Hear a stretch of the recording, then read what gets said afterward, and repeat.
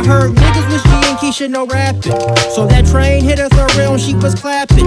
More like a trolley at the Follies where she lapping. She'll let you cut and direct, ain't no acting. Now little Roddy was popping up all the cracker. He'll turn Chris for them Rockies and New Jack, yeah. Pipe dreams. I don't like trick questions and nothing like that, right? Nah, I ain't got nothing up the sleeve. No, Man, I ain't on that controversial stuff, bro. Like, right, I'm on some positive, you know what I mean, hip hop shit. So I ain't with all that. You know what I'm saying? All right, we got Lunden Benard in the building, man. What's going on, man, bro? Peace, brother. How you doing, man? I'm good, man. Thanks for coming down. I appreciate that. No doubt, man. Thanks for having me, brother. No problem. Well, let's get into it. Lunden Benard. Who is Lunden Benard? Man, Lunden Benard is just a good dude, man. Love hip hop music. I'm an artist, man. I love the arts. I love the culture, man. I love fashion, and I'm just an all-around good dude, man. Hip hop head from day one. You know what I'm saying? From records to, you know what I'm saying, MCing to producing everything, man. So that's Lunden Benard in a nutshell. Cool. So how I got on to you, man, was through Versatile single. Yeah. Secondhand Smoke. Yeah. Hey, I seen that thing on IG. You know what I'm saying? And let me just read off a couple of comments left by the fans and people that saw the video. Yeah. It says, "I want to copy this pen. Real hip hop, old school 90s vibe, nice flow." Yeah, man. You know, it's the love we've been getting is been phenomenal, man. Like, this is, you know, our second collaborative single we dropped together, and the love we've been getting has been overwhelming. Like, a lot of blue checks have been liking the video too, man. And that's like been over, like, man. So it's been love, man, for real. For sure. You know, going back to that, like, how is it seeing those blue checks like it or receiving that type of recognition from fans and people that's like, yo, I'm feeling what you're doing? Yeah, it's always a good feeling because when you drop something, you know, you apprehensive. You don't know how the public is going to perceive it, you know. Sometimes songs connect, sometimes they don't. But we hit a pocket with an audience that is really connecting with, you know what I'm saying? And the audience that we wanted, we're getting that audience and getting the love back. So it's a blessing, man. You know, people that you idolize, liking the song and commenting on the song, it's love, man, for real. All right, cool. So I know Vitamin D produced the track. Yeah, Vitamin D, man, I'm not really hip to him. I want to get people hip to him. So tell us about Vitamin D. Vitamin D, man, is the producer's producer. You know what I mean? Like, if you ask your top 10 greatest producers of all time who Vitamin D is, they're going to be able to tell you who Vitamin D is. Okay. Like, he did produce for G-Unit, you know, Kendrick Lamar. He did the Big Rich Town song. Okay. Like, he's a beast. Like, hold on. Don't gloss over the Big Rich. You know what I'm saying? That's a big thing. You know what I'm saying? That's on Pyre. So, you know. Yeah, Big Rich Town. He produced that. You know what I'm saying? And so, like, he's like your producer's producer. He's like that hidden secret that all the producers talk about. He's a beast. Like, you know, he's talking about from bass lines to, he's just funky. You know what I mean? Yeah. Funky. And that's our people, man. That's like one of our producers. That's our people, man. So good. Shout out to Vitamin D, man. Shout out to Vitamin D. Yeah. How did y'all link up with him? Was that a relationship? That was Versatile's relationship. So him and Versatile have been cool for years. Before Vitamin kind of like took off, they've been cool for years because Vitamin live in Seattle, and we from Oregon, so it was that Oregon-Seattle connection. So they would always go up there and rap together and do songs together. So Versatile and Vitamin been cool for years. And then, you know, I just met Vitamin a few years ago. So yeah, man, it's cool. love. Cool.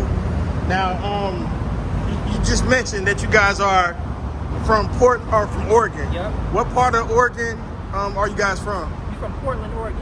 Okay, Portland, Oregon. Tell people about Portland for those that don't know, like they want to know. Man, Portland is a very eclectic city, man. It's very, you know, it's culturally diverse.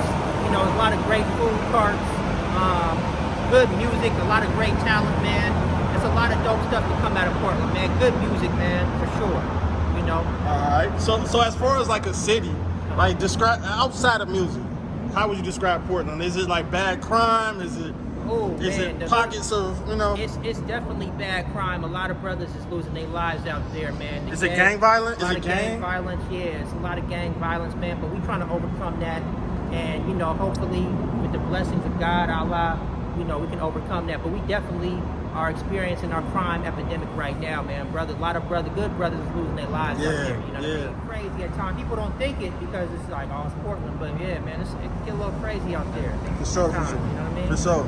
But yeah, we glad that you're bringing the positivity though, man. Yeah, coming out of Portland. Definitely. And then speak more about Versatile, man.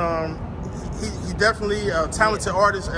You as well. Can you speak on Versatile? Yeah, Versatile is my mentor, man. One of the he's Portland GOAT, legendary rapper. He started out with a group called the Lifesavers, and they toured the world. They had like 2 classic albums, you know what I mean?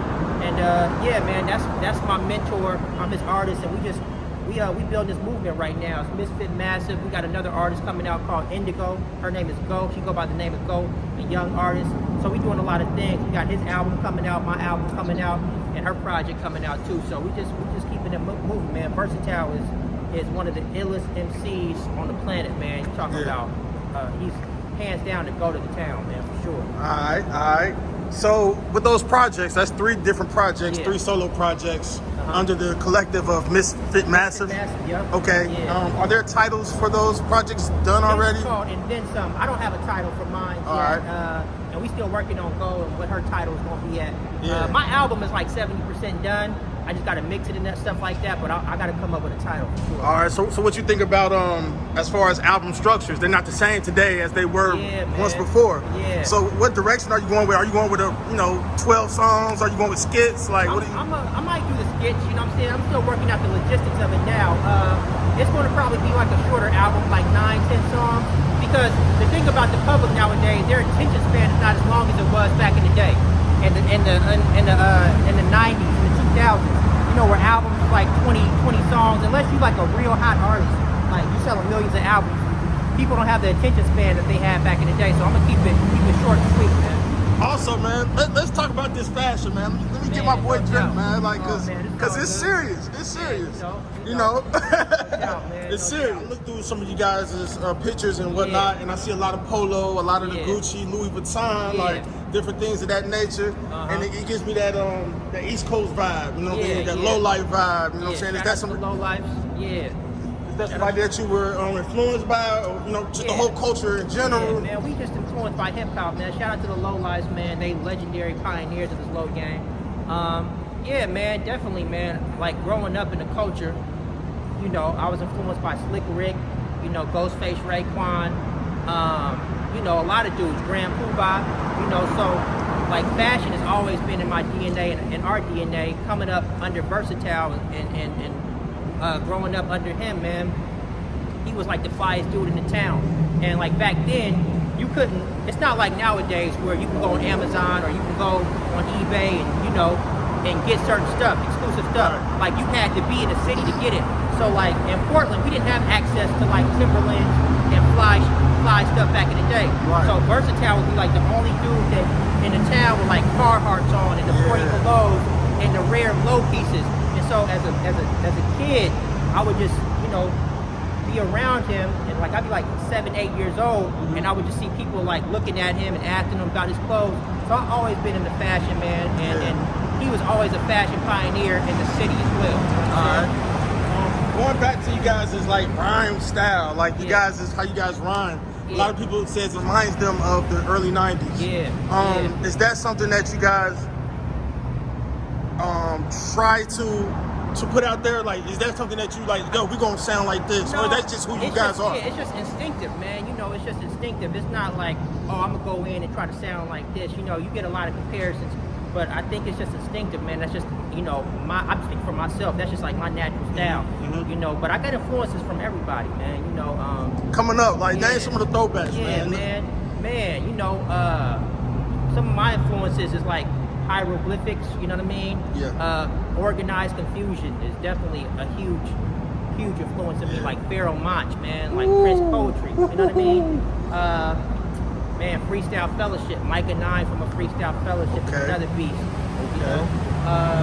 lot of dudes, man. You got of course, the mainstream cats like the God Rakim, cats like that, the top 5, the Holy Grails, Nas, cats like that. You got them. Yeah, you got That's them. a given. That's a given. But yeah, man, it's a lot of cats that's influenced me, man, for sure, man. All right, okay. Like, to be honest, bro, the reason why I'm interviewing you, and I'm even like I'm hyped, you know what I'm saying? Because I don't care about a name. I don't care about the status. Major. I care about bars. I care about, bro. you know what I'm saying, what you saying. Yeah. Now, one thing that you said on there, like one bar you said on that secondhand smoke, you said I'm gonna butcher it, but you can correct it. Yeah. It's more science. What you say? More science. Dropping more science. Noble. So I'm kind of Noble Drew Ali. Okay. Dropping more science. So I'm kind of Noble Drew Ali. All right. Yeah. Dropping more science, so I'm kind of Noble Drew Ali. Drew Ali. Yeah. Okay. Now, I know what you're saying. You know what I'm saying, right? So, you know what I'm saying? Like, break that down, break that bar down. Noble Drew Ali, you know, was a leader of the Core Science Temple, you know, back in the day. Like, he predates the Nation of Islam, and it's more science. So it's a play on words. So, you know, people say it's dropping science. I'm dropping more science. So the double is the more, you know, more dropping more science. Slick little double, too. Yeah, so I'm kind of Noble Drew Ali. So it's a little slick play on words, you know what I'm saying? Yeah. Giving a nod to Noble Drew Ali. Shout out to Noble Drew Ali. Rest Shout in out. peace. Shouts You know what out. I'm saying? So that was kind of, I knew that was a bar that was going to be over people's heads because it was like kind of an academic bar. Like, you know, a lot of people don't know who Noble Drew Ali. But hopefully when people analyze the raps, they'll kind of go back and look and figure it out. And that was going to my next point. You know what I'm saying? Like, when I was coming up, the rappers that I listened to, I would have to go to the dictionary. Major. I would have to, you know what I'm saying, do my, probably wasn't Googles like that, but I would have to go manually look up shit. You know what I'm saying? Or I have to see, what is Razcast talking about? He talking about all this history. What the hell is he talking about? You gotta dig on Raz. You got it. Hey, you hear me? You got to do your studies, man. So I try to get a little in depth with it. You know, I got the stuff that's like that everybody's gonna catch, but I try to throw something in there that's a little bit cryptic that's gonna make people go back. That's important to you. Yeah, like Pasta News. I'm a big De La Soul fan too. And one thing about De La Soul is they was very cryptic and very subliminal, and everything wasn't so direct. You had to really, you know, dig and see what De La was talking about. So that's what it is, man. So let's talk about the times now. You know, obviously it's different. They're not doing things. Rappers are not doing things like that, and also they don't have any incentive to do anything like that. You have to, you know, you can't place all the blame on the rapper. You know what I'm saying? They don't really have an incentive to make anything but shallow type of music. Do you think it's a difference between hip hop and rap? Oh yeah, absolutely. And what would you say some of those differences are? Absolutely, man. It's a big difference, man. You know, rap is for the commercial. You know, it's doing it for the money. It's not really. They don't really care about the culture, the craft. You know, it's a difference between MCs and rappers. You know, an MC is somebody who takes the craft serious, somebody who takes the art form serious, and really puts time into the culture and the art form. Rap is just to get your money. It's like, man, I really don't care about this. I'm just trying to get my money, and I don't care if I'm dope or not. And it's the commercial side. It's just they just trying to get their money. And there's nothing wrong with getting your money, man, but the art form is what really matters.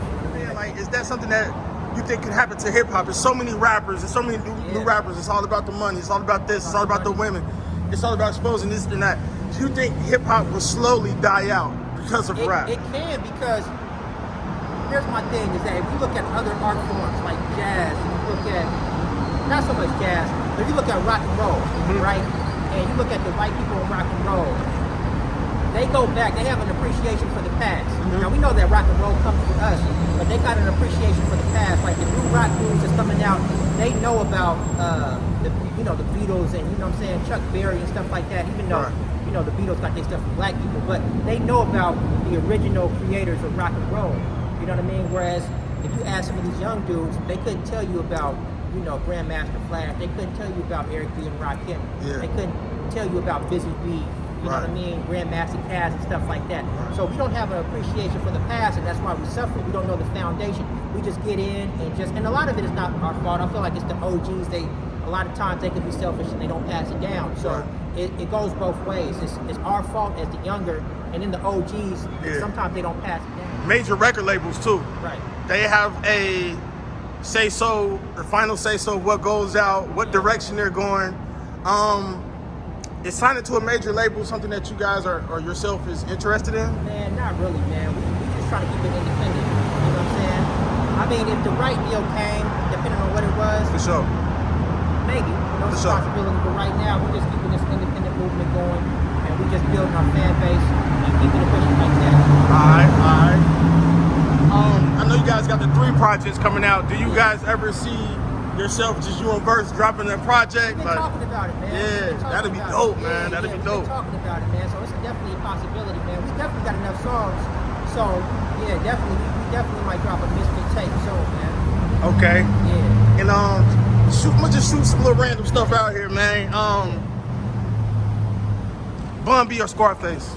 Ooh, man. I love them both, man.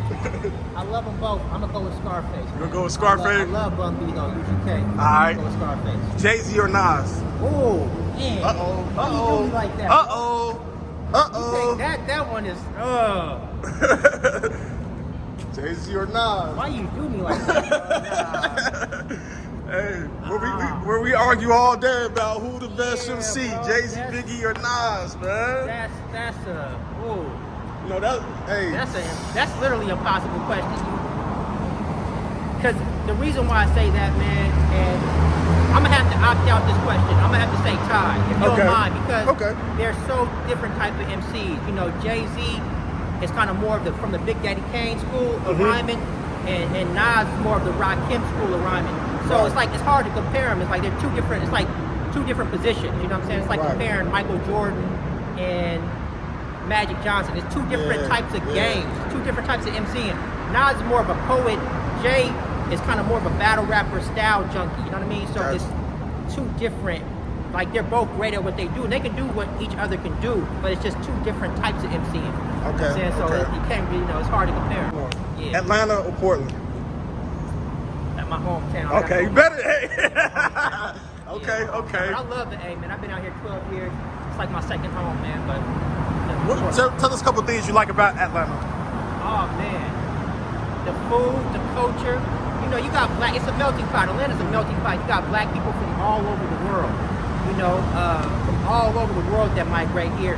And Atlanta's like the new Harlem. It is, man. In terms of culture, in terms of style, everything kind of comes from Atlanta right now. This is a hot place to be if you're black. You know what I mean? Right. Business, you got black people doing it in terms of business, man. So I love Atlanta. I tell people, you love know, this is the only place where I came, and yo, my dentist is black. Yeah, The man. officer that pulled me over, he Yeah. black. You know what I'm saying? Where I come from, you don't see that. You don't see So that. representation really means a lot in our Amazing. community. You know No what doubt, I mean? no doubt. It's your top 10 MCs of all time, like Okay. all time. I would have to go Rakim, number one.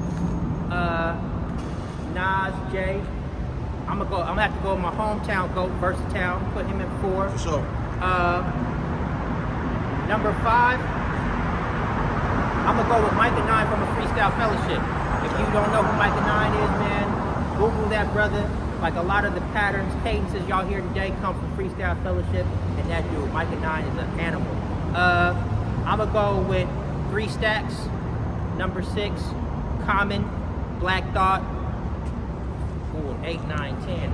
I might go with Shady, and then